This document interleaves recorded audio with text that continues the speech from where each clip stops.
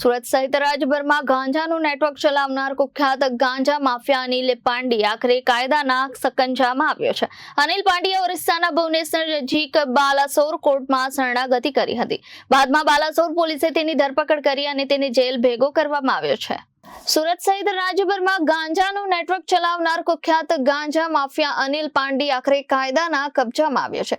અનિલ પાંડીએ ઓરિસ્સાના ભુવનેશ્વર નજીક બાલાસોર કોર્ટમાં શરણાગતિ કરી હતી. બાદમાં બાલાસોર પોલીસે તેની ધરપકડ કરી અને તેને જેલ ભેગો કરવામાં આવ્યો છે. મોસ્ટ વોન્ટેડ ગાંજા માફિયા અનિલ પાંડી પર સુરત સહિત રાજ્યભરમાં કુલ 50 થી વધુ ગુના નોંધાયેલા છે. તેનો ભાઈ સુનિલ પાંડી પહેલાથી જ સુરત ક્રાઇમ બ્રાન્ચ દ્વારા 4 વર્ષ પહેલા જ પકડાયો હતો. બંને ભાઈઓ ઓરિસ્સાના ગંજામ જિલ્લાના સચીના ગામના વતની છે. પાંડી ભાઈઓએ છેલ્લા 1.5 દાયકાથી ગુજરાતમાં ગાંજાનું વિશાળ નેટવર્ક ઊભું કર્યું હતું, જેના માધ્યમથી કરોડો રૂપિયાનો કાળો ધંધો ચલાવતો હતો. ઇતિહાસમાં પહેલી વખત આ ખુફિયા ગાંજા માફિયા પાંજરામાં કેદ થયો છે, જેના કારણે સુરત સહિત સમગ્ર રાજ્યની એજન્સીઓએ રાહતનો શ્વાસ લીધો છે.